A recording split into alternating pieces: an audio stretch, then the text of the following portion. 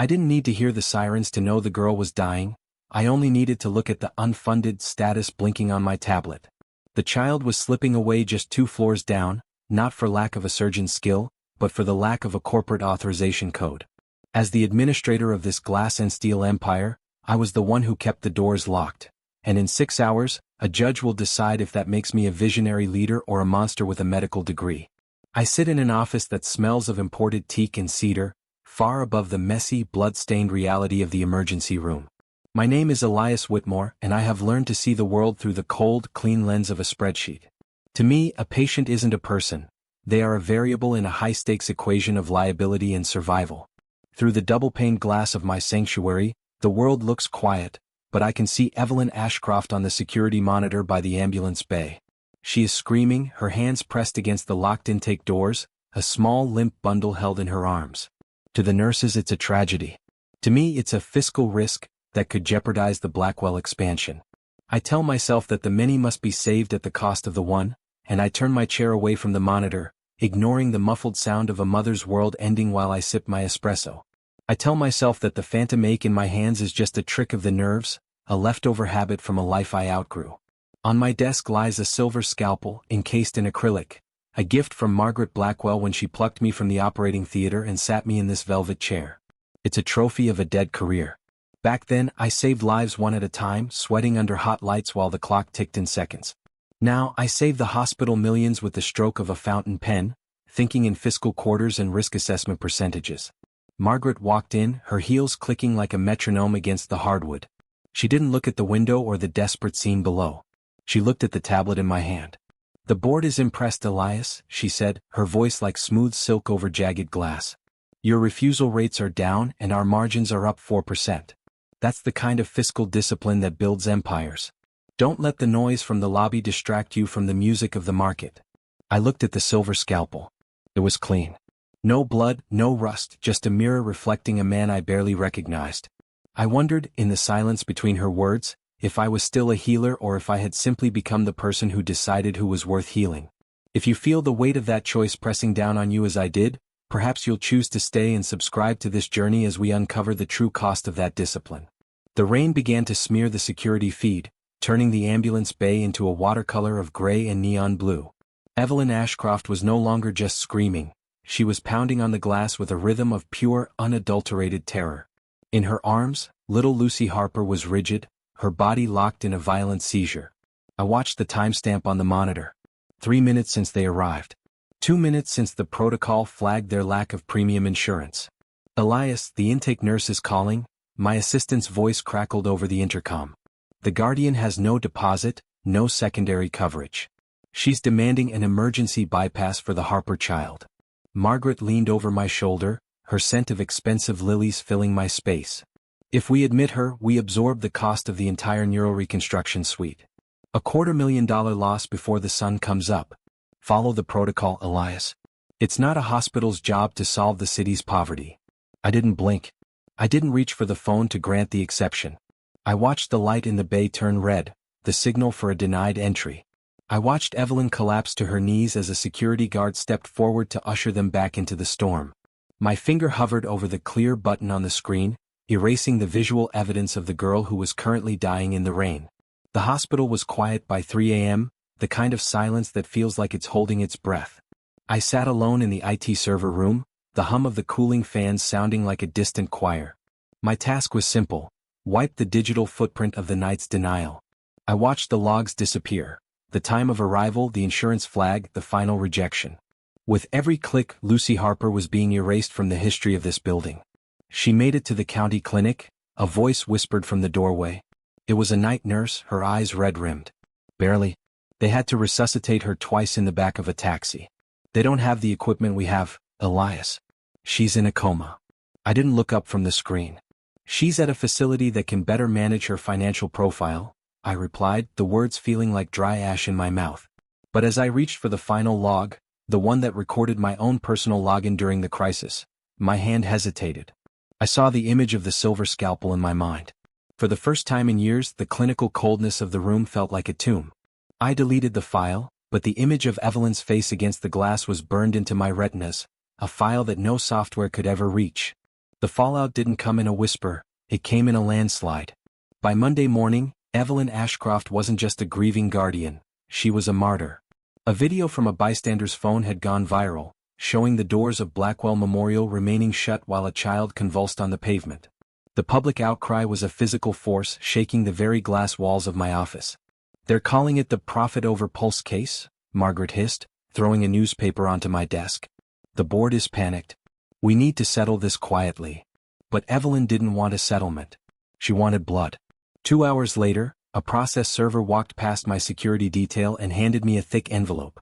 I was being sued for gross negligence and depraved indifference. At the bottom of the document was the name of the presiding official, Judge Thomas Caldwell. Margaret's face went bone white when she saw the name. "Caldwell," she breathed. "He's a relic. He still believes in things like moral obligation. This just became a war." "You will say that the equipment was undergoing emergency maintenance," Margaret commanded, her fingers digging into the upholstery of the car as we drove toward the courthouse. "You will say the protocol was designed to protect the hospital's ability to serve the general public. If you deviate, Elias, I will make sure the board remembers that you were the one who signed the final denial." She reminds me that I was a shield, not a partner. I looked at the crowds gathered outside the courthouse, people holding signs with Lucy's face on them. They looked at the tinted windows of our car with a hatred that felt earned. I realized then that Margaret hadn't built a hospital, she had built a fortress to keep the world out, and I was the gatekeeper. "I understand," I said, my voice hollow. I felt the cold weight of the secret I carried, the knowledge of the Blackwell Protocol, and the hidden server that documented every soul we'd turned away. As we stepped out into the flurry of camera flashes and shouting voices, I felt a sudden, sharp need to know if anyone else out there has ever felt trapped by a choice they thought was right. If you've ever seen a truth that broke your heart, perhaps you could share this story with someone who needs to hear it. The courtroom was so quiet you could hear the hum of the air conditioning. Evelyn Ashcroft took the stand, looking smaller and more fragile than she had in the security footage. But when she spoke, her voice filled every corner of the room. She didn't talk about money or laws. She talked about the way Lucy's hand felt when it went cold. "I looked through that glass," she said, her eyes locking onto mine, "and I saw a man. Not a machine, not a protocol. I saw a man who looked at my girl and decided she was worth $0. He watched us die and he went back to his coffee." The gallery erupted in hushed sobs. I sat at the defense table, my face a mask of stone, though my heart was hammering against my ribs like a trapped bird. Margaret sat next to me, leaning over to whisper, "Stay focused. She's playing for sympathy. We're playing for the law." But as Judge Caldwell looked down at me from the bench, his eyes weren't searching for a legal precedent. They were searching for a soul. The trial was leaning in our favor until the mid-afternoon recess. I was washing my face in the restroom when a folded note was slipped under the stall door. "The backup server in the basement of the East Wing. Files are labeled Blackwell Legacy. Don't let her burn them." It was the nurse from the 3rd floor. I knew then that the Blackwell Protocol wasn't just a set of guidelines, it was a digital ledger of every person we had left behind to satisfy the shareholders. I went back into the courtroom and saw Margaret talking to our lead counsel, a predatory smile on her face. She thought we were winning. I had the key to that server in my pocket, a master bypass I had kept from my transition into administration. I stood at a crossroads. I could destroy the drive and remain the CEO of a multi-billion-dollar empire, or I could use it and face the ruin of everything I had built. The silver scalpel in my office was meant for cutting out the rot. I looked at Evelyn, who was staring at a photo of Lucy, and I realized the rot wasn't in the hospital, it was in me. "Mr. Whitmore," Judge Caldwell said, his voice dropping to a low, dangerous rumble. "You have testified that Lucy Harper was turned away due to a temporary lack of specialized neurological staff. You claim it was a matter of mathematical probability regarding the quality of care." "That is correct, Your Honor," I replied, the lie tasting like poison. Caldwell leaned forward, his robes billowing like black wings.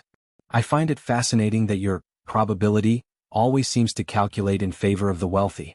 Is there a formula for the grief of a mother, Elias? Does your spreadsheet have a column for the light leaving a child's eyes?" The defense attorney objected, but Caldwell ignored him. He was looking at me with a disappointment so profound it felt like a physical blow.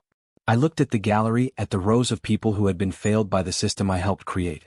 "We are nearing the end of this journey, and I am grateful for your presence as the final cards are played. If this story has resonated with your sense of justice, I hope you'll like and stay for the final verdict." "I'd like to change my testimony," I said, standing up before Margaret could stop me. The room turned into a vacuum of shock. Margaret grabbed my arm, her nails drawing blood through my suit jacket, but I shook her off. I walked to the evidence table and produced the encrypted drive. "This is the Blackwell Protocol. It's not about staff shortages or maintenance. It's a deliberate, calculated directive to prioritize patients based on their net worth and to liquidate the liability of the uninsured by denying them stabilization." Margaret screamed, a sound of pure corporate rage as she was restrained by bailiffs. I watched as the files were projected onto the large screens in the courtroom, row after row of names, dates, and the word "denied" in bright red text. Lucy Harper's name was at the very bottom. The systemic murder-for-profit scheme was laid bare in high definition. I didn't look at Margaret as they led her away, I looked at Evelyn, and for the first time in 5 years, I felt the phantom ache in my hands finally stop. Judge Thomas Caldwell didn't just rule against the hospital, he dismantled it. In a landmark decision, he ordered the entire Blackwell Memorial Network to be seized and placed into a public trust, to be governed by a board of medical professionals and community leaders. Margaret Blackwell was headed for a federal cell, and I had signed away my license and my career as part of my plea. 6 months later, I walked toward the hospital one last time. It wasn't the Blackwell Memorial anymore. The new sign in front read, "The Harper Community Hospital." I entered the lobby and made my way to the East Wing, to the newly opened Lucy Harper Wing. I found Evelyn sitting by a window. In front of her, Lucy was sitting in a wheelchair, her eyes bright and focused as she colored in a book. She wasn't a variable or a risk assessment anymore. She was a little girl who liked the color green. I didn't ask for forgiveness, I didn't deserve it. But as Evelyn looked up and gave me a single, slow nod of recognition, I knew I had finally done what a doctor is supposed to do. I had cut out the rot, and for the first time in a long, long time I could finally breathe,